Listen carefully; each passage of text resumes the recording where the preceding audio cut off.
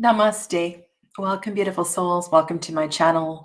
My name is Sadhana, and I am back for 7 days of compassion. It's been welcome, beautiful souls. Welcome to my channel. Sorry about that.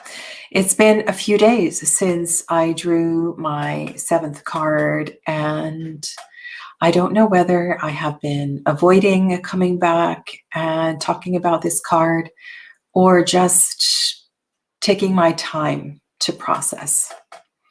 And for those of you that listen to me on a regular basis, you'll know that I've talked about that before, that if a reading is difficult to process, if it feels overwhelming, if it feels challenging, there is this temptation to shuffle, and draw some other cards. And I've kind of been doing that right now. I'm trying to figure out which deck I'm going to use in the Facebook group. I didn't do a draw last night for the group, and I still have to do the one for this week. And I'm looking for the right energy that I want to work with. So there's that, but there's also this aspect of, you've chosen a deck, you've drawn a card, and all you want to do is just see another card because it's hard. It's too difficult. So the card you can see that I drew is on the screen there. It's the Strength card from the Hush Tarot. And the first thing when I drew it, and again, I don't know this deck really well. I've done a few readings with it. I haven't really studied every card. So my first response was, oh yeah, I know this card really well. This is my birth card. I'm a Leo. I understand this card. And then I started to look at it. Then I started to, hello, Kristen Louise. I started to look at it and I just thought, oh my God, what is going on in this card? And I read the guidebook and reading about the bats and the moths, and so much in the card is not discussed in the guidebook. It's a tiny little guidebook. And so I sat with it for days trying to figure out, why is her waist severed? Why is she bound and tied? And why are the bats and the moths just around her so closely? So I just want to kind of take you on my journey through this card from, oh yeah, it's easy. I know what strength is about, to really actually looking at the artwork and feeling the artwork and letting the reading marinate for a little bit. Okay, I wrote a couple things down here because I knew I was going to get sidetracked. First card that I drew in 7 Days of Compassion was the Six of Wands. And there was this little banner on the card that said, Je n'ai pas peur. I have no fear. And I feel like this 7 cards that I have drawn for this tarot challenge have come full circle. And I really want to, hello, Kathy. I really want to reflect on what that means to not have fear. And when it does arise, how it makes me feel and how I'm going to manage it. Fear is a root chakra, base chakra kind of energy that we all have from time to time, and I've really learned how to transmute it. And this card did bring up fear in me. It also brought up judgment. It brought up a lot of unknown and discomfort. And so I guess that's why I didn't come back and talk about it, because the discomfort was overwhelming. The discomfort was, I just decided to go for walks, and I went for walks, and I reflected and I thought about it. I thought about the severed Manipura chakra, why somebody would be severed here at the waist. And so I decided, okay, I'm not going to have judgment. I'm not in a place to judge. I don't want to judge. I just want to be with this energy, because we all have a different way to connect with the divine. We all have a different path. Some of our paths are more conscious than others. Some of us have a more, like we're not, some people aren't aware. They just know that they feel good, and they feel like, I don't know, they feel high, or they feel grounded, or they feel connected. And so I just kind of sat and I walked and I sat and I walked and I thought, not all day long since I drew the card, but on and off since. And so what's really seemed important, because I wanted to keep coming back to compassion and the healing of the heart space, because that's where this came from. Compassion is medicine for the heart, self-compassion. And so part of that compassion is really an extension of the no judgment thing, to just let people be. Let people be on their paths, let people be on their journeys, to observe people, to have no judgment, to be there and support if they ask for support, to just, I don't know, step back a lot. Step back a lot. And there is strength and there is courage in stepping back. You know, our ego-centered self wants to be involved. We want to nitpick. We want to help. We want to fix. We want to fix. And it's not up to us to fix.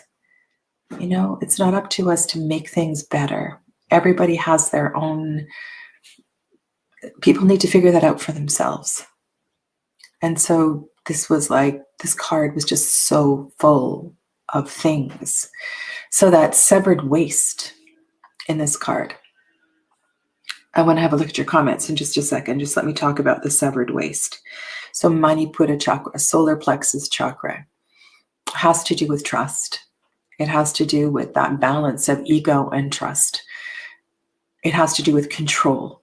And so part of the whole control thing, the ego control thing, is letting go enough so that you can be in the flow, be with the divine, trust that you don't really have control of your path. And so when one's waist is severed, is it a choice? Is it not a choice? I'm not sure. But the reflection on this card is pretty big. It's pretty significant that waist is severed. And is that a letting go, or is that a surrender? I don't know. But it's definitely significant in this card, the fact that this is the strength card, that this is where our power center is. And so if you ever work with this deck, I encourage you to reflect on that. And then the bats and the moths and the connection with the animals and the way that they are around her, the way that the animals are actually ones that are kind of challenging to work with. Bats and moths, they're kind of creepy. They're all kind of hairy. When I think of those animals, I think of extrasensory perception. I think of deep connection to other senses. And then I went to Stephen Farmer's book just to see if there was something else. I know a lot of moths are in judgment cards and transformation cards and things. He says that just the first few lines, I'm talking about this book here, Power, Animal Spirit Guides. Let go of those habits and attachments. This is under bat, not moth, that no longer serve you, and welcome the changes that are long overdue. The ordeal that you're facing is a necessary part of your transformation and an initiation into a much more spiritually directed life. It's time to confront and conquer your fears. See, a lot of the same themes coming up here. Trusting that doing so will bring about dramatic and beneficial changes. Mingle and socialize more with others, perhaps by joining ongoing classes or group activities that you think that you will enjoy. There's more, but I just needed a couple of words to help tie this all in. So yeah, very, very provoking, poking deck for me, very, very much. And so I I will continue to work with it from time to time when I'm feeling fearless, when I'm feeling strong, when I'm feeling like I'm in a place, where the ego is leading. I think it's a very humbling deck. It's very uncomfortable for me. And so I'm not going to sell it or give it away. I'm going to put it away now for a little bit. And I'll know, when it's time to bring it out again. So let's just have a look at some of your comments.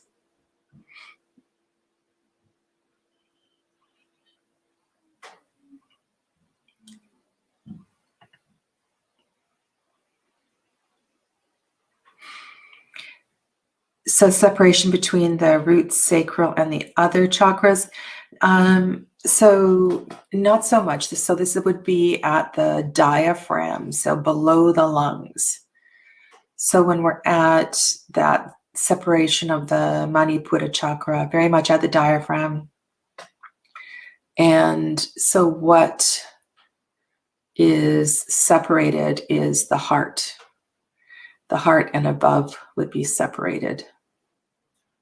So you would have the 3 lower chakras separated from the upper 4 chakras.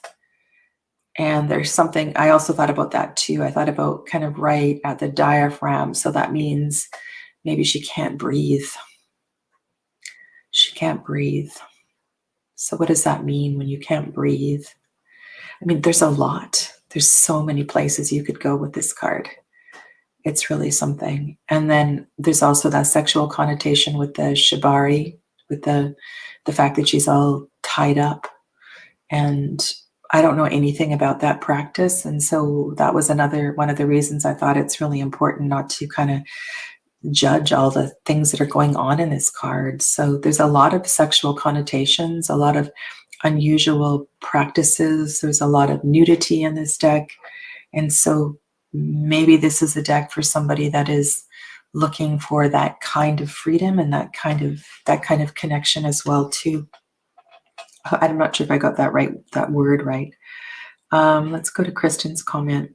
That's what I learned in chaplaincy training. When a situation is unfixable, only be a healing presence. Yeah. We're not there to fix. We're just there to hold space. Hello to Penny. Welcome.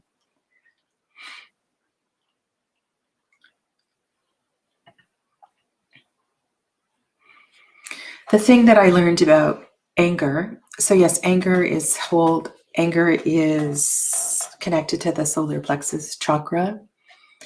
And if we can bring the solar plexus into the Manipura chakra into balance, then part of the process of that is releasing anger and knowing that anger may or may not have a place at any given time.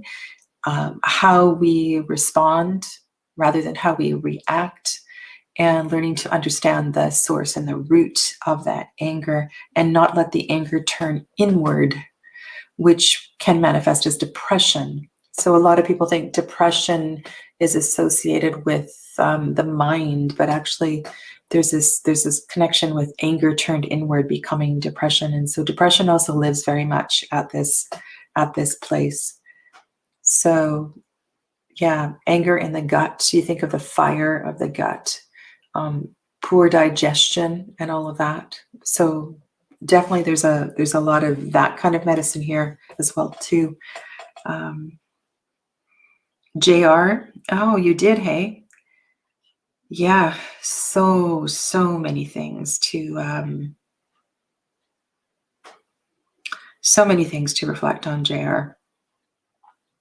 And all I want to say is, I feel like I'm gonna draw one more card just for myself over the next couple of days. When a deck, and Andrew said something about this is a tag in itself, decks that make you feel uncomfortable. Yeah. Isn't the tendency just to give those decks away? Decks that overwhelm, decks that just like, whoa, give you the creeps. But this is what the sages teach us, is that when we are the most uncomfortable is when we can make the biggest transformations. It's when we can learn the most, burn through the karmas. Yeah. Okay. Deep stuff.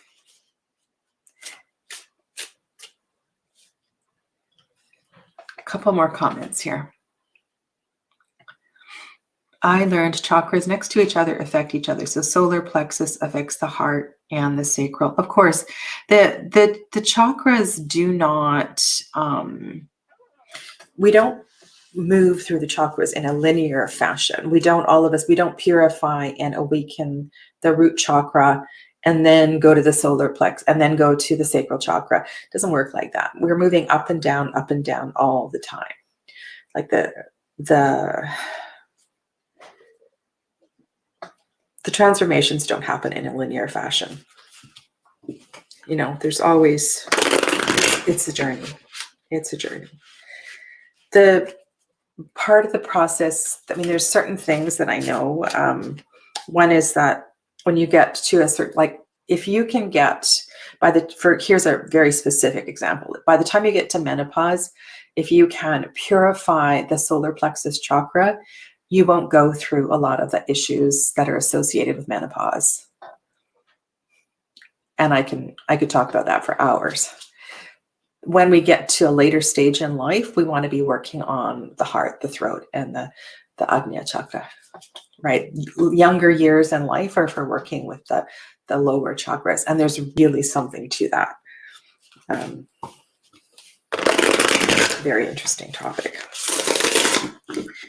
Okay, fire in the head, Penny says, and Kristen says there are neurotransmitters in the brain, but also in the gut. Oh, for sure. For sure.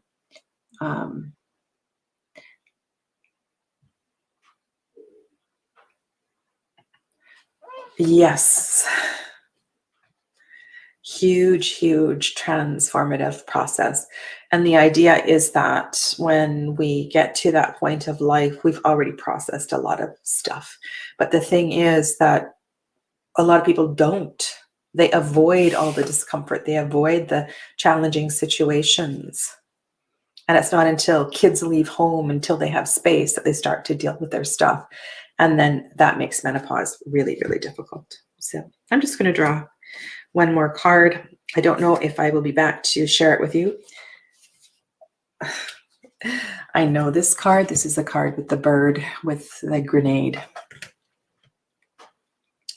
Sorry, I just did a big swallow. I'll show you. Here, I'll show up here.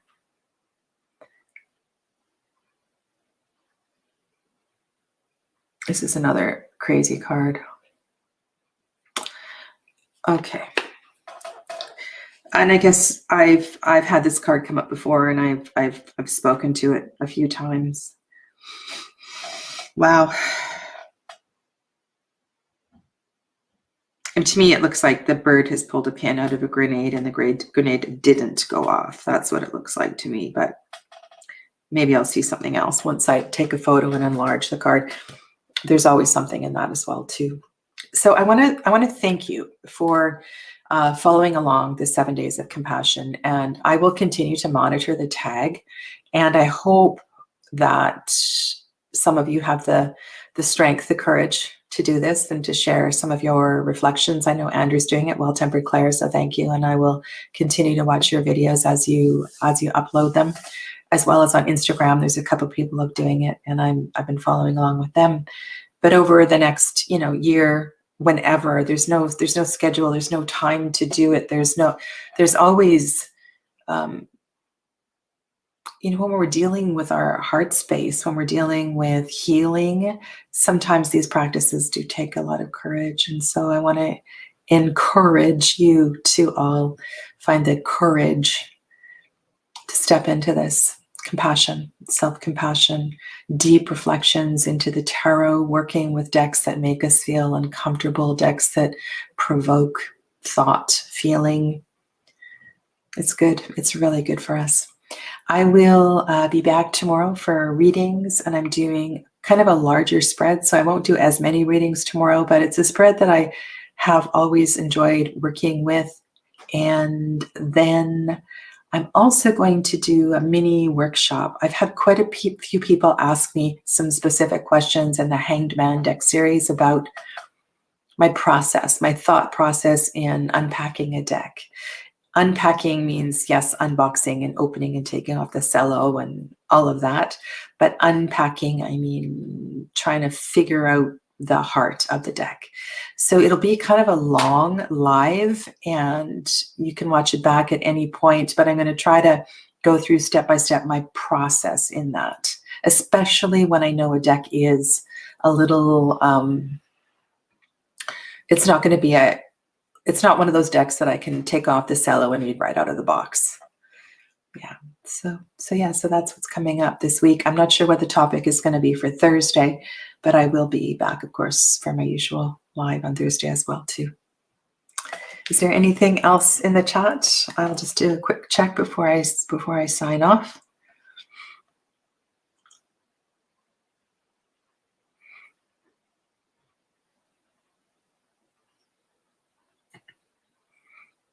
Yeah, taking time and just digesting. It's a really, really good word. You're very welcome, everyone. Okay, well, I will. I'll see you all soon. And I'm just going to. I've decided for the Facebook group that I'm going to use Dust to Onyx. I've been shuffling lots of different decks this morning, and so this week's reading will be from Dust to Onyx, and I might use the deck actually for a few months. Part of my own personal interest in exploring the deck, but I think it's a very powerful deck, and it'll be a great conversation within the Facebook group. And if you haven't joined the group and you're interested, the link is in the description box below where it says other or more offerings by Sadhana. Okay, stay well, everybody. Have a lovely rest of your day. Namaste.